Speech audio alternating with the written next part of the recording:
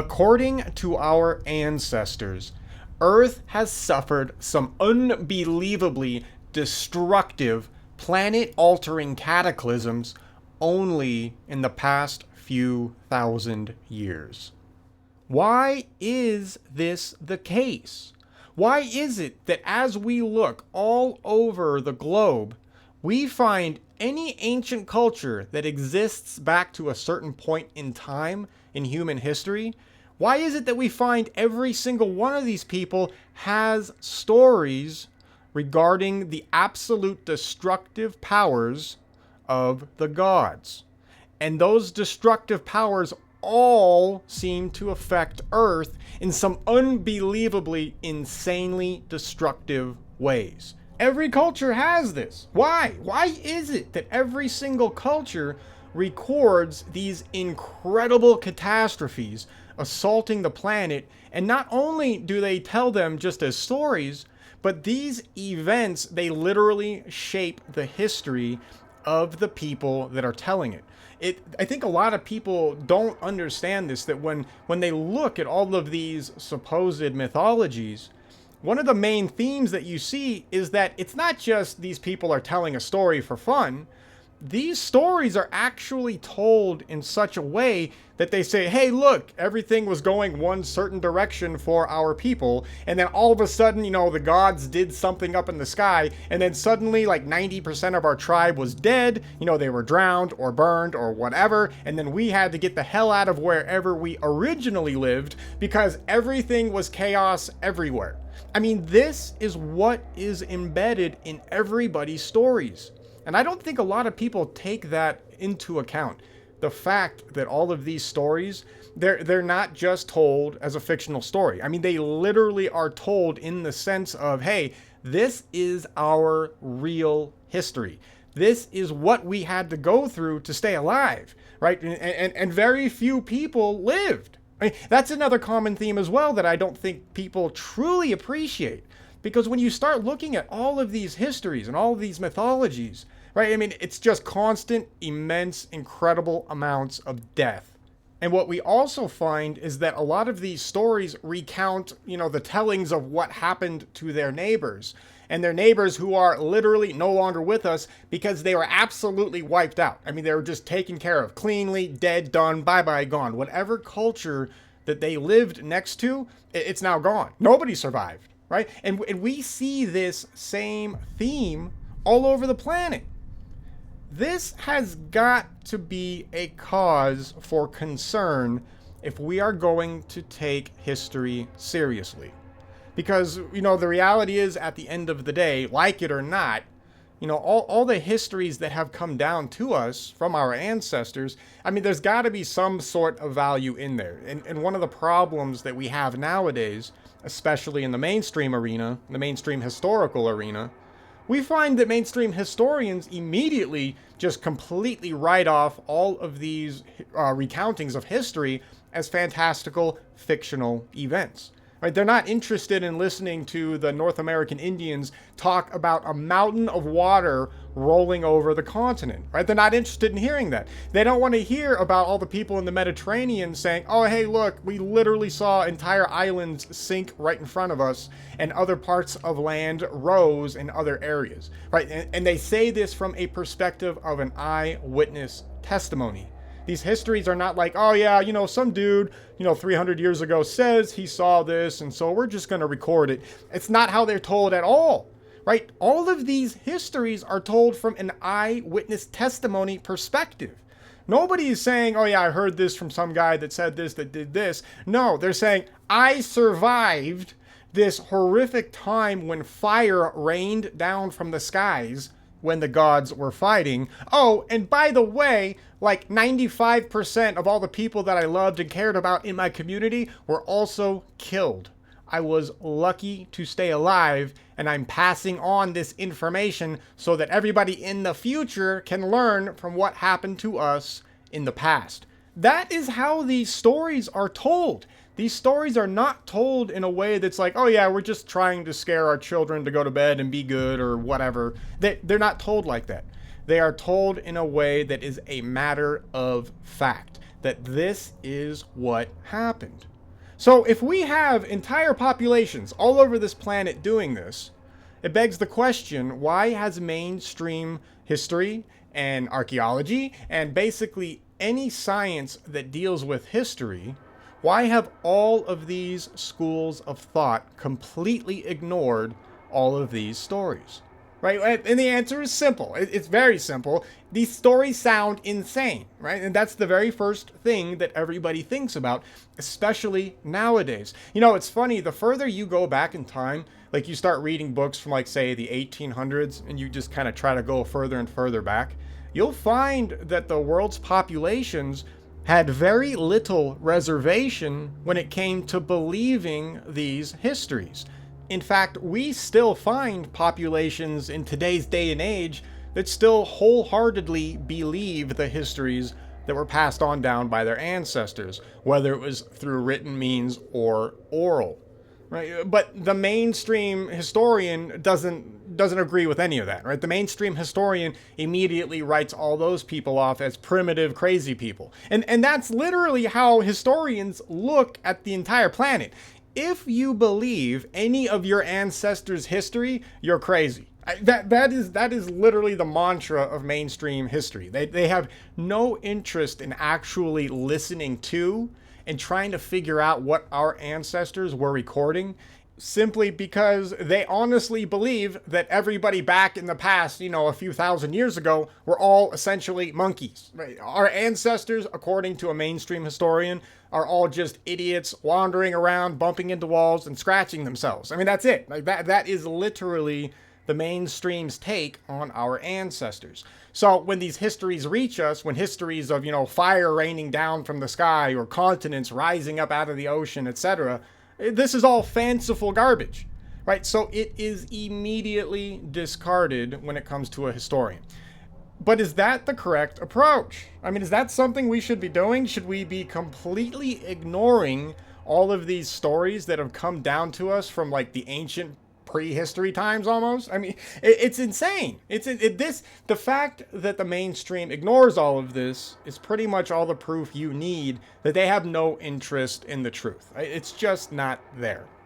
So that begs the question then, fine, then what is the truth? I mean, if our ancestors are indeed recording all of these crazy events, and if they're real, fine, but there's got to be some sort of evidence for it then. And that's a requirement, right? If you're going to make a claim that a huge mountain of water was dragged across the North American continent, I mean, there better be some sort of evidence, bro. I mean, you can't just make that claim and then walk away, right? It just doesn't work like that, and I agree.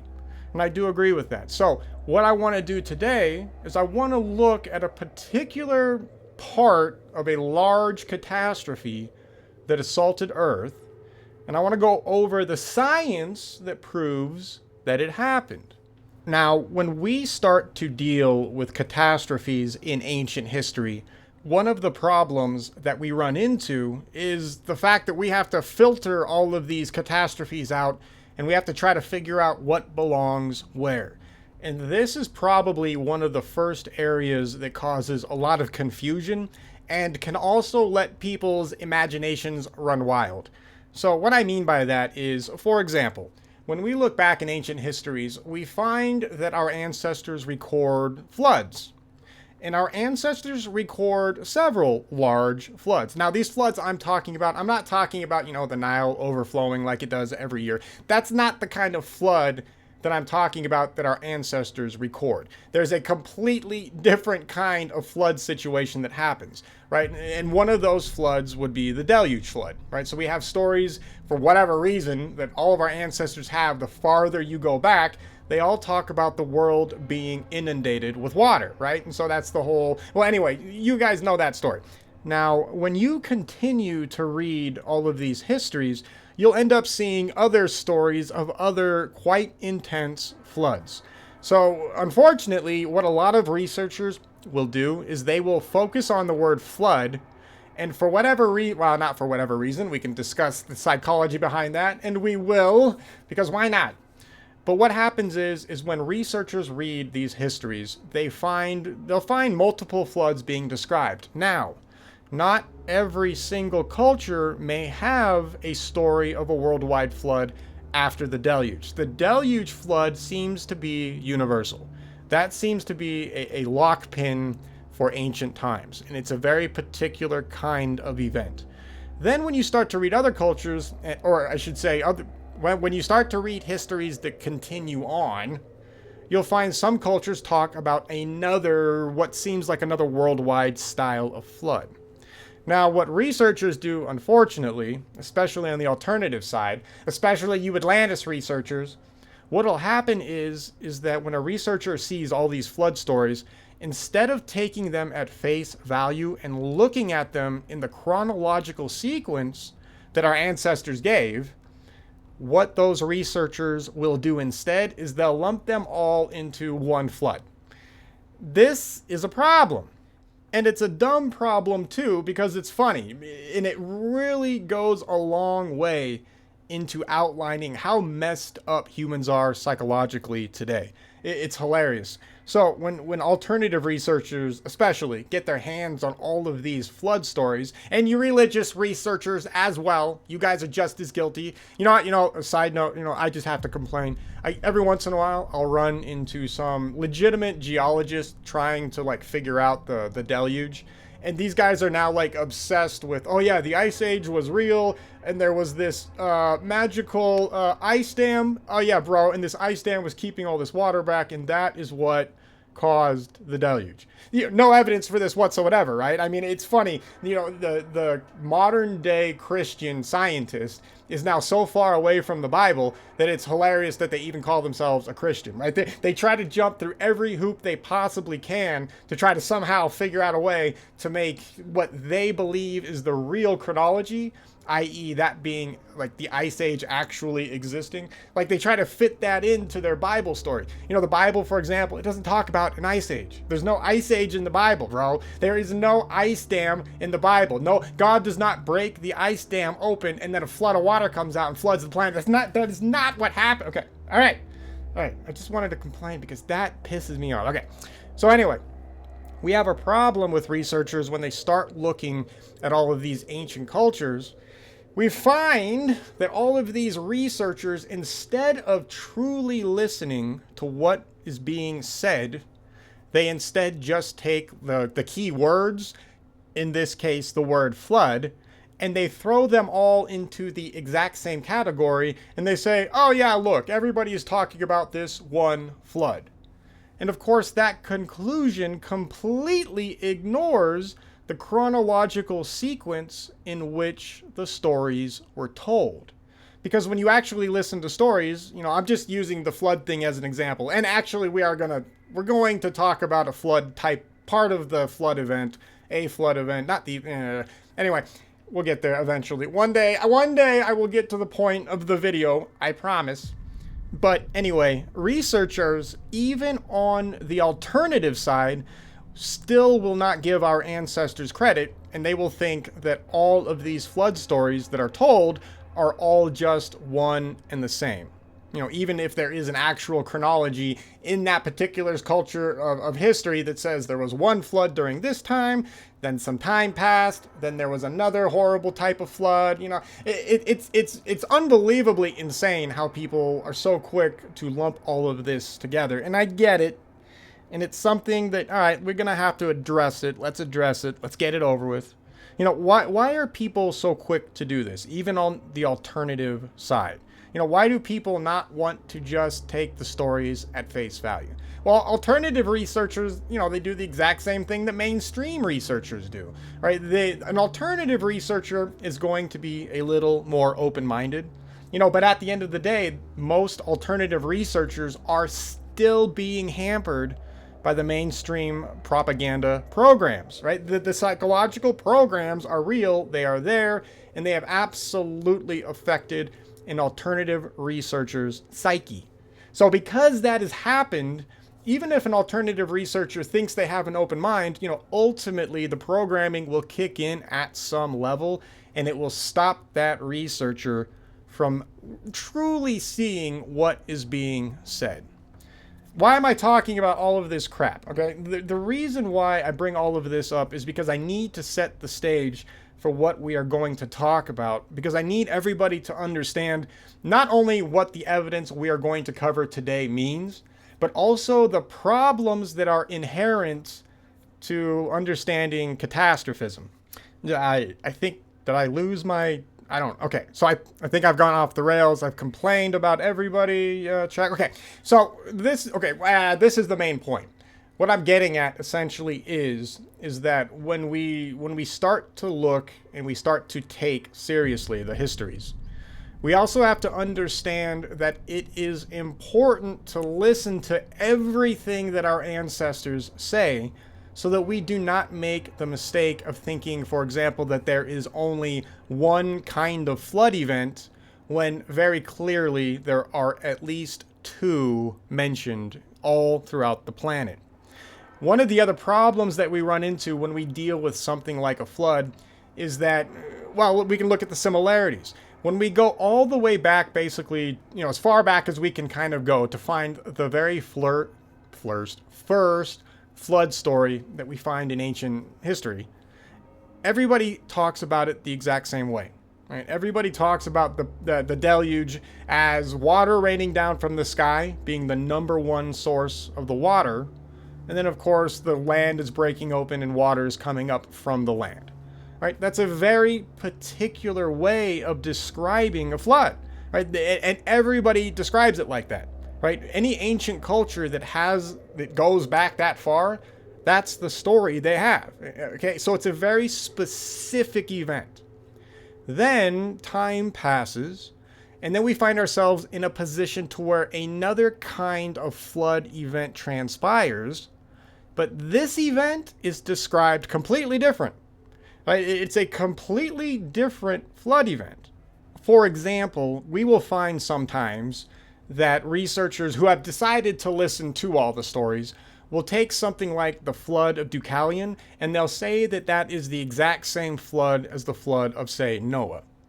Now, the only reason why these people do this is because both flood stories are incredible. I mean, they sound, absolutely insane. But what they fail to take into account is the details. Both of these floods are described in completely different ways. The causes of these floods are completely different. Not only that, the chronological order is also completely different. So we run into our problem to where researchers get eager to listen to the ancestors, but they don't quite want to trust the stories fully. So what they'll do is they'll take, some sort of a mega flood, and they'll, from all the cultures all over the world, even if they have multiple flood stories, and they lump them all into one flood. Why would anybody do this? I mean, it's very plain, very clear, right in front of you when you look at these stories, that there are multiple different huge earth-altering floods in different chronological times. Why would you lump all of these together? Well, the answer is simple, because people are still too afraid to read the history at face value. It's absolutely 100% scientifically possible to have two completely distinct ultra mega floods on this planet. Absolutely. And that is exactly what our ancestors have described. Now, the reason why people want to lump all of these together is simple, right? They're afraid of looking at the true possibilities that our planet has not only experienced one insane flood catastrophe that changed everything, but two. To make matters even worse for essentially any regular researcher, the chronology also becomes a problem.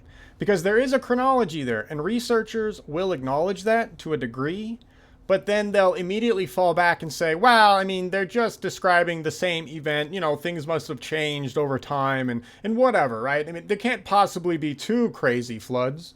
Right? Because people don't want to believe it, because what happens is that when you look at the chronological order, you suddenly realize that one of these ultra floods that assaulted Earth only happened a couple of thousand years ago.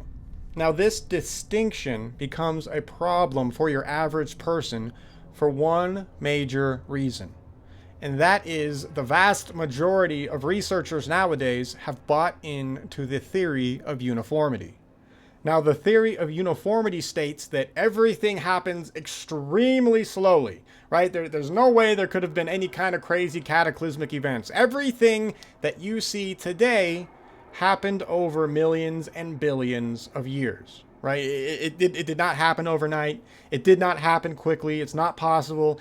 Everything takes 8 gajillion years to happen, and so how dare you think anything can happen immediately? Right? And so, because people have grown up with this very, very particular psychological program being installed in them over their lives, when you hear something like, oh, hey, North America may have been wiped clean only a few thousand years ago, and I mean wiped clean the entire continent, and even created some of the mountain ranges that we find on the continent, people don't want to believe that. And the reason why they immediately do not look into this possibility is because the theory of uniformity programming immediately, subconsciously will pop up.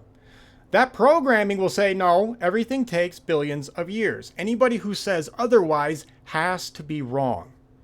So even your alternative researcher is going to fall into this psychological trap. So if you suggest, yes, hey, guess what? There may have actually been a Earth-modifying flood situation only a few thousand years ago, your average person will say, no, that's not possible. And your average person will then do what they've been doing. They will take all of these flood stories across the world, even, within one culture who has multiple flood stories. They take all of them and they bunch them into one story, and then they throw them way back in time. Right? They could not have possibly happened a few thousand years ago. It has to have happened forever ago. There's no way. Right? And that's what happens. So what's going on right now, for example, with Atlantis researchers, not all of them, I'm not saying everybody does this, but this is becoming more common, is that Atlantis researchers are starting to pay attention more and more to the ancient histories, but they don't want to look at the chronology, because the chronology states very clearly that these events are not that old. So what we now have going on in the alternative research community is that everybody is trying to look at these events and maybe take some of them more seriously, but everybody is desperately trying to throw them way further back in time. Like right now, unfortunately, we have a bunch of people trying to throw the pyramids, back 10,000 plus years, or the Sphinx back 10,000 years, stuff like that, right? Because people don't want to listen to the stories. They don't want to admit that, hey, only a couple of thousand years ago, our ancestors went through hell. It's too much for a lot of people to deal with. A, that's the first problem. People really don't want to think about their mortality on that kind of a level. B, they've been trained to not think about that anyways, right? Everything has to have happened way far back in the past. But that's not the case. That is not what our ancestors tell us. Okay, where am I even going with this? My main point is that we have a situation in catastrophism to where people are mixing up their catastrophes. And when they mix up their catastrophes, that is going to lead them into incorrect conclusions, and that is what is plaguing the research community right now. We'll have to talk more about that later, but let's start getting into some of the evidence of one of the major events that our ancestors talk about, and let's put it in a chronological context. Let's see if we can't figure out when this stuff happened, so that as we continue on our research, when we start to look at places like North America, for example, we can then start to try and figure out, what really happened, and place these events in their correct chronological sequence, because then we can then look at the evidence in a better light and better attribute it to certain eras as opposed to the wrong eras. Does that make sense? You know what I'm saying? Like we have to basically unscramble this stuff. So there's no reason for us to get in our own way by combining flood stories, for example, that were never meant to be combined. All right, you get the point. Let's get into today's actual meat and potatoes. So we're talking about flood stories, and what I want to do is I actually want to talk about some of the evidence that supports the claims for one of the particular floods described in history. Now, I'm not talking about the deluge. We're not going to get into that in this show. This will be a completely different flood event that our ancestors witnessed and that is recorded all over the planet. Because we cannot keep lumping all of these things together. If we do that, we are never going to create a legitimate chronology. So let's look at evidence that helps prove that one of the most catastrophic flood events on this planet actually happened. Now, this event I will simply call the Venus event. Now, the Venus event, if we look at mainstream chronology, would have taken place around the 1500s BC era. What is the Venus event? So I'll give a really quick recap.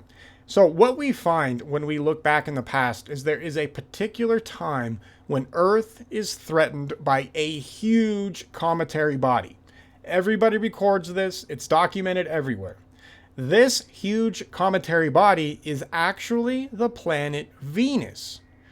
This period of time in Earth's history has our solar system not in its current configuration. It is desperately trying to sort itself out during this period of time. I'm not going to get into all the crazy stuff that led up to this point. Just roll with me. At this point in time in our planet's history, essentially the solar system is trying to organize itself.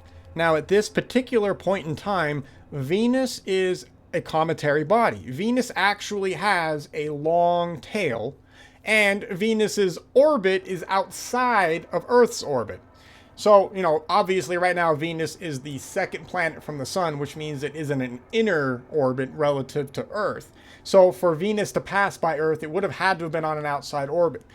The proof for all of this is that if you were to go and look at some ancient cultures and you look at their astronomy, one of the weird things that you find is that you find Mars in front of Venus in multiple occasions. This is technically impossible unless Venus was in a completely different orbit. So for those of you out there, trying to figure out all of the Sumerian tablets and stuff, there you go. The solar system was just configured differently. Anyway, at some point in time, Venus turns into a cometary body. Why is Venus turning into a cometary body? Not to get too deep into all of the plasma physics, but essentially Venus is an electrically charged body. And as Venus starts to approach the sun, it essentially grows its cometary tail, just like a regular comet would as well. This is a plasma phenomena, right? And it scales up. It isn't only attributed to small little asteroids or something like that. Anything could technically become a cometary body. Anything could do it. Anyways, while Venus is starting to approach the sun, it's shedding charge. While it's shedding charge, it creates a tail, and Venus turns into a cometary body. That's a very basic explanation, I know, but that's what's going on. Our ancestors saw this happening in the sky. For all of you wondering why the Aztecs have that Mayan calendar, whatever culture you want to give credit to there, why do they focus on Venus so much? Why did they track Venus? Because their ancestors literally were wiped out by Venus when it did several close approaches to Earth. So it became very much in everybody's best interest to track Venus. Because if, you're just watching Venus and as it came closer to Earth, you knew that it was going to cause all kinds of destruction. And there's about a 200-year period to where all civilizations on this planet live in fear of Venus. So all of you guys trying to figure out why Venus is worshipped the way it is, now you know. Or why Venus is called, the planet with long hair. Now you know, right? The hair would have been the cometary tail. Anyway, that's the basics. So at a certain point, Venus gets really close to Earth. And all of our ancestors describe this. Now here's the deal. Not only is Venus an electrically charged body, but so is Earth. And so is everything on Earth. So as Venus approaches Earth, the two electromagnetic fields will touch at a certain point. Once these two planets essentially start talking to each other electromagnetically, all hell breaks loose. Now, as Venus starts to approach Earth and it gets closer and closer, all kinds of events take place, right? There's all kinds of electromagnetic events happening. There's all kinds of geological events happening. We're not going to cover any of that. We just want to look at one particular event. Now remember, in this show earlier, I was complaining and bitching about floods and flood stories. During the Venus event, we have, in the North American area especially, but there's other parts of the globe as well that are affected by this. I'm just going to focus on the North American continent. We have the people who lived here during this period of time reporting that when this god came close, when Venus flew by, it drug with it a huge mountain of ocean water. And the inhabitants of North America watched in horror as this mountain of like crystal glass water just rolled over the entire continent. There's even stories about people trying to outrun this mountain of water that's being dragged across the planet. And it's in North American Indian history. It's fascinating. And the North American Indian history very specifically states that tons of civilizations are wiped out during this event. What's interesting, though, is that people are able to ride their horses and get away from it. That's actually fascinating, because what that tells us is that this mountain of water could not have been a tsunami, right? A tsunami rushes in at really quick speeds, right? You're not outrunning a tsunami. It's just not happening, right? You see people getting overtaken in tsunamis all the time. But there were a lot of stories recounting people back in the day were actually able to outride the mountain of water. How do you outride a mountain of water? It couldn't be a tsunami, because you couldn't outride a tsunami. So anybody who likes to claim that this is a tsunami event, they're wrong. It doesn't work. The stories are very clear. People were able to outride the mountain of water. Also, a tsunami, no, it's not a mountain of water. You can go watch videos right now, and there's no mountain of water rushing in to the shore. Right? The ocean is just uplifted and it just flows in. There is no bulging mass of water that would be described as a mountain. So we have to discard that whole tsunami garbage, right? So how does this happen then? How the hell is there a huge mountain of water? What's going on? Well, remember how I said that Venus is an electrically charged body. Earth is electrically charged as well. The water on Earth would also be electrically charged. So if you have a negatively charged, let's say, body of water, and you have a positively charged body fly by, what's going to happen to the water? It's going to build up an en masse in itself, and it's going to follow and be attracted to the positively charged body. And that's exactly what happened. So when somebody says, or when histories recount, there was a mountain of water that rushed over the continent, this is how you get a mountain of water. All right, so that's the science. That just sets the stage. We can go, well, I'm wrong. We've already talked enough. We'll get into the meat and potatoes of some of the evidence for this, because that's one hell of a claim, right? I mean, a mountain of water rushing over a continent, you lost your mind, bro. What's wrong with you? There is no way that could ever have happened, right? But I'm not the one making the claim, right? It's our ancestors that specifically say that this event took place. So if this event took place, and it took place with mainstream chronology taken into account, only 3,500 years ago, we should probably be able to find some sort of evidence that would corroborate this happening. Good news, we have tons of evidence that corroborates this event. Look no further than looking at the continent of North America right now. If you look at the North American continent right now, the eastern half, the southeastern half, let's say, is all this huge, essentially flat ground, right? We have the Appalachians kind of in there as well, being the main feature in the area. But you have an entire portion of the continent that just looks like it's been flattened. Now, mainstream geologists acknowledge this kind of stuff, but they blame all of this on the Ice Age. They say the reason why everything is all flat is because there was a ton of ice that magically froze, and it was like 2 or 3 miles thick. Yeah, and then it weighed down the land, and it made it flat. Yeah, bro, that's what happened. Yeah, good idea. Yeah, give him a degree. Yeah, and a diploma. Yeah, good job. Make him a doctor. Yeah, very good. That's what mainstream does. That's their perspective. Is there another possible cause for creating the land we see now in North America? And the answer is yes. You can achieve the exact same situation if you had a torrential mountain of water being dragged across the continent. You can wipe clean and flatten out an area just like that.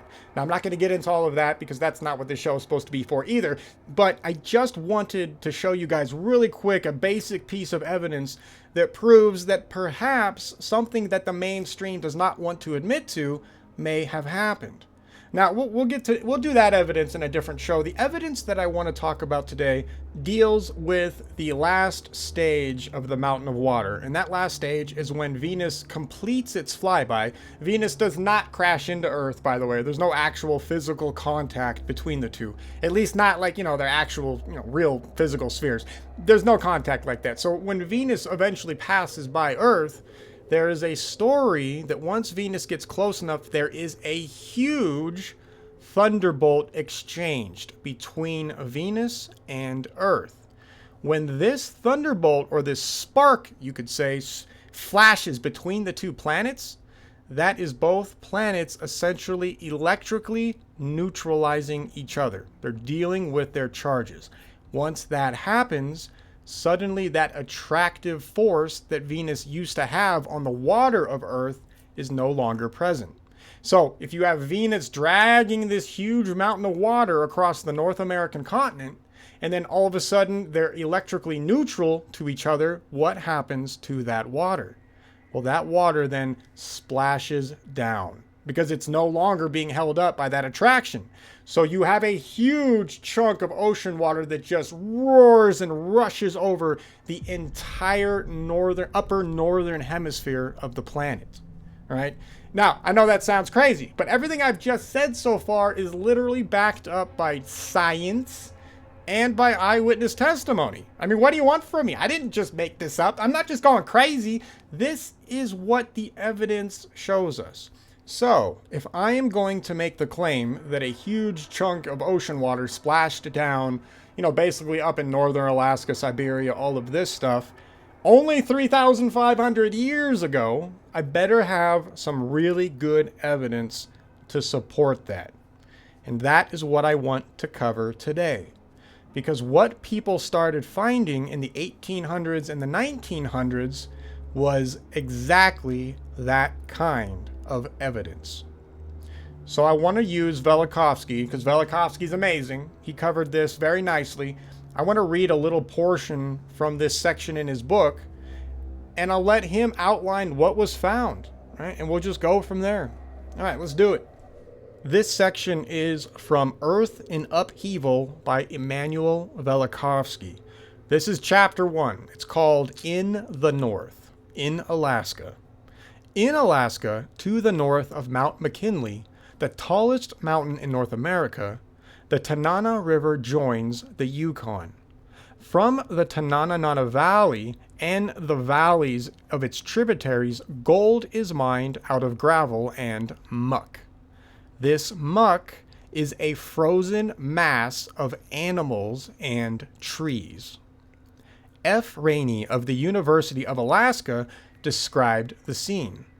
Quote, wide cuts, often several miles in length and sometimes as much as 140 feet in depth, are now being sluiced out along the stream valley's tributary to the Tanana in the Fairbanks district. In order to reach the gold-bearing gravel beds, an overburden of frozen silt or muck is removed by the hydraulic giants. This muck contains enormous numbers of frozen bones of extinct animals, such as the mammoth, mastodon, super bison, and horse. Unquote. Just imagine that. And it's still there today, by the way. There is literally a 100-foot layer, 100-foot plus layer of just shredded trees, shredded animals, and just general biomass all overlaid up there in an entire layer in northern Alaska. Like, where the hell did that come from, right? I mean, what's going on there? Like that in and of itself is an insane geological find. It is mind-blowing that mainstream geologists are not all over this, exploring this like crazy, and really trying to figure out what the hell it means. Because the possibilities are insane. How the hell do you get over 100-foot layer of animal and tree mass layered over an entire part of a continent? Like, how do you get that? Let's continue and see if we can figure it out. These animals perished in rather recent times. Present estimates place their extinction at the end of the Ice Age or in the early post-glacial times. The soil of Alaska covered their bodies together with those of animals of species still surviving today. Under what conditions did this great slaughter take place, in which millions upon millions of animals were torn limb from limb and mingled with uprooted trees? F.C. Hibben of University of New Mexico writes, quote, "Although the formation of the deposits of muck is not clear, there is ample evidence that at least portions of this material were deposited under catastrophic conditions. Mammal remains are, for the most part, dismembered and disarticulated, even though some fragments yet retain in their frozen state portions of ligaments, skin, hair, and flesh. Twisted and torn trees are piled in splintered masses. At least 4 considerable layers of volcanic ash may be traced in these deposits, although they are extremely warped and distorted." Unquote. Could it be that a volcanic eruption killed the animal population of Alaska, the streams carrying down into the valleys the bodies of the slaughtered animals? A volcanic eruption would have charred the trees, but would not have uprooted and splintered them. If it killed animals, it would not have dismembered them. Now, I semi-disagree there. You can obviously have a volcanic blast do some of that. I don't know why he quite made that point. Right? Basically, what he's saying is that everything is being based on a volcano or being blamed on a volcano, but the evidence doesn't really follow because they're not finding charred trees like that, right? It's not going on like that. You're not finding charred animals. The animals are literally in their regular form. They've just been shredded. So that means some force must have absolutely just torn them apart, right? And so what was that force? The volcano? All right, let's keep going. The presence of volcanic ash indicates that a volcanic eruption did take place, and repeatedly, in 4 consecutive stages of the same epoch. But it also is apparent that the trees could have been uprooted and splintered only by a hurricane or flood or a combination of both agencies. The animals could have been dismembered only by a stupendous wave that lifted and carried and smashed and tore and buried millions of bodies and millions of trees. Also, the area of the catastrophe was much greater than the action of a few volcanoes could have covered. And that's the main point. So right now, geologists, they do their best to try to blame volcanoes or, they try to blame volcanoes on like everything, right?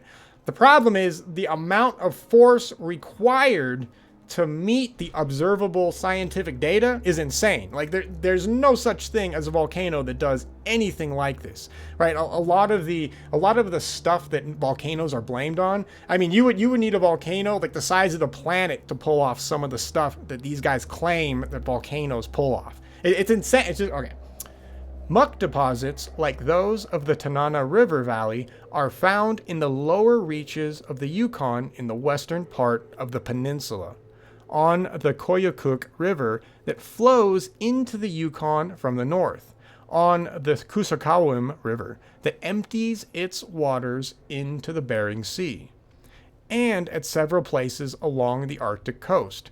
And so, quote, may be considered to extend in greater or lesser thickness over all unglaciated areas of the northern peninsula." Unquote.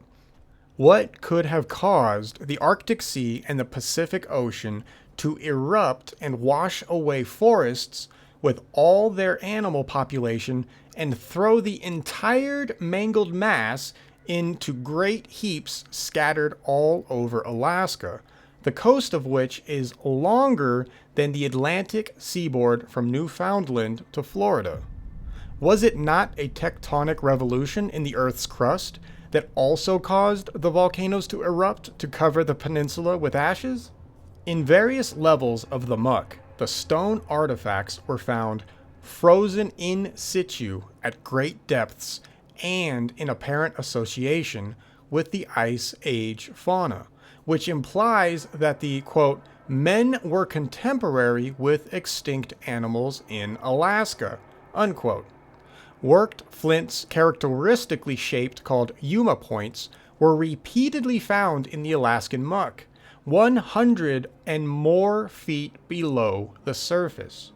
One such spear point was found there between a lion's jaw and a mammoth's tusk. I'm going to say that again, a lion's jaw in northern Alaska. Similar weapons were used only a few generations ago by the Indians of the Athabascan tribe, who camped in the upper Tanana Valley. Quote, "It has also been suggested that even modern Eskimo points are remarkably Yuma-like," unquote. All of which indicates that the multitudes of torn animals and splintered forests date from a time not many thousand years ago. This is where the majority of researchers will start to become afraid, right? Because the evidence really does show that something horrific happened not millions of years ago, not 100,000 years ago, not 10,000 years ago, but at best just a few thousand years ago. I mean, that's the observational science. There's no way around it. It's right there. You can even go fly out there right now and you can go look at it. I mean, it's everywhere. So it begs the question, why is mainstream completely ignoring this kind of objective evidence? You know, the reality and the reason is simple. They don't want to face the facts that everything that they have built up over time, all of their garbage chronologies, all of their stupid excuses for why things are the way they are, all of it immediately falls apart once we start to look at the actual geological evidence. All right, so this is the kind of stuff that is not being pushed to the front when this is really the main kind of thing that everybody should know about. I mean, it's crazy that nobody really knows about this muck layer up in Alaska. Same with the dark earth layer. We'll do a show on that later as well. But all of these crazy geological formations that exist, right, they are essentially ignored by the mainstream. Right? We can't do that. Anyway, this is the kind of evidence that starts to show, oh, hey, look, if the North American Indians have a story of a mountain of water flowing across the continent, and at some point that mountain of water suddenly collapses and spreads all across the continent because it's no longer in its mountainous form, then we should find some kind of fallout relative to that event. And it should still exist because it was not that long ago. Here you go. We literally have that exact kind of evidence that we have been looking for. One of the reasons why scientists don't talk about the muck deposit up there in the north is because they have no good explanation for it. There is no good modern day geological theory of uniformity based reason why you would have over 100-foot layer of biological mass just cemented up there in the northern hemisphere, right? There's just, they have nothing. There is no explanation they can give you that would adequately explain why they find what they find. So instead of, trying to figure something out, they just ignore it. All right, let's keep going. There's more evidence of stuff that happened. The next section is called the Ivory Islands. The Arctic coast of Siberia is cold, bleak, inhospitable. The sea is passable for ships maneuvering between floating ice for 2 months of the year. From September to the middle of July, the ocean north of Siberia is fettered an unbroken desert of ice. Polar winds sweep across the frozen tundras of Siberia, where no tree grows and the soil is never tilled. In his exploratory voyage on the ship Vega in 1878, Niels Adolf Erik Nordenskjöld, the first to traverse this northern seaway from one end to the other, traveled for weeks along the coast from Novoya Zemlya to Cape Shelagozovsky on the eastern extremity of Siberia without seeing a single human being on the shore. Fossil tusks of the mammoth, an extinct elephant, were found in northern Siberia and brought southward to markets at a very early time, possibly in the days of Pliny in the 1st century of the present era. The Chinese excelled in working delicate designs in the ivory, much of which they obtained from the north. And the days of the conquest of Siberia in 1582 by the Cossack Yermak under Ivan the Terrible, under our own times, trade in mammoth's tusk has gone on. And that's what's interesting. I don't think a lot of people realize that all of this ivory doesn't come from Africa. It actually comes from the millions of dead bodies from the mammoths that exist in Siberia. It is literally still going on today. You can go look this up. It's crazy. Like, that's how many mammoths are frozen in the ice up there. It's insane. All right. Northern Siberia provided more than half the world's supply of ivory, many piano keys and many billiard balls being made from the fossil tusks of these mammoths. In 1797, the body of a mammoth with flesh, skin, and hair was found in northeastern Siberia. And since then, the bodies of other mammoths have been unearthed from the frozen ground in various parts of that region. The flesh had the appearance of freshly frozen beef.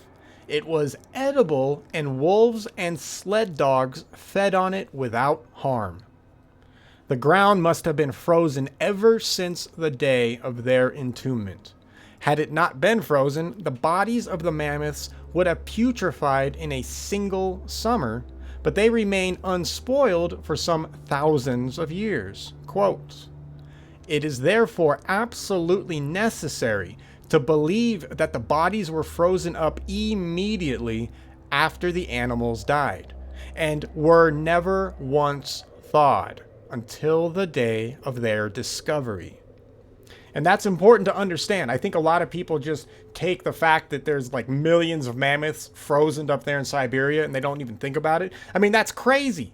First of all, the fact that they exist at all is insane. I mean, that's crazy enough. But think about that. To achieve that kind of a frozen state, you need some kind of frozen force to immediately flash freeze an entire section of a continent. I mean, that's crazy. I mean, you need to, how do you even explain that, right? And geologists don't, right? Nobody really has a good explanation for any of that, which is ironic because all we have to do is look at our ancestors' tales and we immediately find something that can cause this kind of a disaster to happen, right? If we have an outside charged planetary body coming close to Earth, we have a force that is now capable of altering the planet on a planetary scale, right? We need something like that, and our ancestors corroborate that something like that actually existed. This is the evidence that shows and proves that all of that crazy stuff that our ancestors talk about is not fiction. It's all real, right? So let's keep going with the evidence. High in the north above Siberia, 600 miles inside the polar circle, in the Arctic Ocean, lie the Lyakov Islands. Lyakov was a hunter who, in the days of Catherine II, ventured to these islands and brought back the report that they abounded in mammoths' bones. Quote, Such was the enormous quantity of mammoths remaining that it seemed that the island was actually composed of the bones and tusks of elephants, cemented together by icy sand. Unquote. I mean, this dude literally steps foot on an island and he's walking on dead frozen animals. Like, it's crazy. I mean, like, what? But this is exactly the kind of insane stuff that we would expect to find if a planetary body messed with us. Like, it's right there, all right? Okay. The New Siberian Islands, discovered in 1805 and 1806, as well as the islands of the Stolbovi and the Belkov to the west, present the same picture. Quote, "The soil of these desolate islands is absolutely packed full of the bones of elephants and rhinoceroses in astonishing numbers." Unquote. Quote, "These islands were full of mammoth bones, and the quantity of the tusks and teeth of elephants and rhinoceroses found in the newly discovered island of New Siberia was perfectly amazing and surpassed anything which had yet been discovered." Unquote. You know, it's funny. Like, what now we have rhinoceroses up there in the North Circle. I mean, in the Arctic Circle, they are finding rhinoceros bodies. I mean, like, what do you do to explain that, right? And these are not old. These are not millions of years old. They are only a couple of thousand at best. It's absolutely insane. All right. Did the animals come here over the ice, and for what purpose? On what food could they have lived? Remember, if we look at mainstream follows uniformity, which means that the mainstream believes that the way the planet is right now has existed like this for like 10,000 years, right? So nothing has changed in 10,000 years, but somehow magically we have a ton of dead mammoths and rhinos, etc., chilling up there in the North Atlantic Circle. It just doesn't make any sense at all. Okay. Not on the lichens of the Siberian tundras, covered by deep snow most of the year, and still less on the moss of the polar islands, which are frozen 10 months in the year. Basically, all their food supplies that you could try to make an excuse for, just you couldn't have got at them anyways. There's no way. Mammoths, members of the voracious elephant family, required huge quantities of vegetable food every day in the year. How could large herds of them have existed in a country like northeast Siberia, which is regarded as the oldest place in the earth and where there was no food for them? Mammoth tusks have been dredged in nets from the bottom of the Arctic Ocean. And after Arctic gales, the shores of the islands are strewn with tusks cast up by the billows. This is regarded as an indication that the bottom of the Arctic Ocean between the islands and the mainland was dry in the days when mammoths roamed there. Now that makes scientific sense as well, because when Venus does its flyby, one of the things that is going on Earth is that literally sections of continents are being dipped under the ocean permanently, while other pieces of land are being dragged up out of the ocean. And the reason why all of this is happening is because Earth and Venus are fighting with each other, basically, or being attracted to each other, basically, with respect to their geology. So whatever various areas on Earth would have had a higher attraction towards Venus during this period of time, those sections of land would have been pulled towards it and it would have risen. On the opposite side of the planet, what we would find is that you would have the land who's also attracted to Venus would be sucking into the crust, right? So you would lose that land under the water. And that's on top of the Earth also just being twisted and torn as well. I mean, there would have been so much chaos going on at this point in time. You would have absolutely had huge tracts of land just permanently buried under the water. And this is exactly what we find, right? I mean, the scientific evidence for proving that the Venus event took place to some degree or another, it's all right in front of us. It's just that nobody wants to look at it like this because it seems so insane. And the only reason why it seems insane is because we've been trained to think that anything outside of the theory of uniformity must be wrong. Right? And that's the main problem. So if you can overcome the garbage of the theory of uniformity, you're already ahead of the game. You are ahead of 90% of the people on this planet immediately. Then stuff like this, what we're reading, is no longer weird. Suddenly, all of this kind of evidence starts to make sense. All right, let's end here.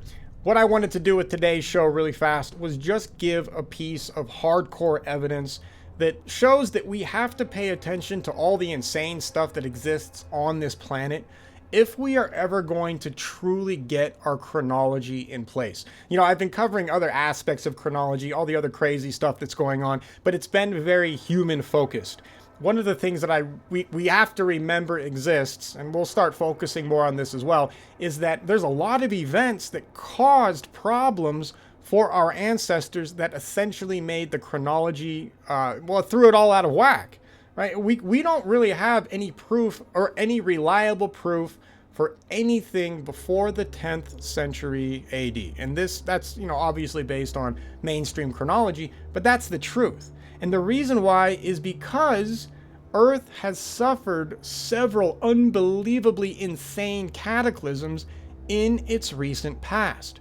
Once we start factoring in this kind of evidence, like with the mammoth bones and the muck layer, etc., suddenly we can now start to look at why we really do not have all that much history with respect to what's been recorded, because a lot of that history was wiped clean several times. Our ancestors back in, let's say, the early Renaissance or whatever, they were coming out of a catastrophic time period as well, which had done another reset on the planet, or at least in certain areas of the planet. So when we look at chronology, we have to, the number one question is, where the hell is everything? I mean, why do we only have history that goes back to a certain point? And the answer is what everybody says, the cataclysms. Everybody says that the earth was assaulted. Once we take that serious, and once we start to look for the evidence that proves all of this, suddenly questions about our chronology start to get answered. And that's what we have to remember. So we'll cover more evidence on this stuff later. I know, I try to keep it to an hour so I don't talk and blah, whatever. Okay, all right, go, yeah, okay.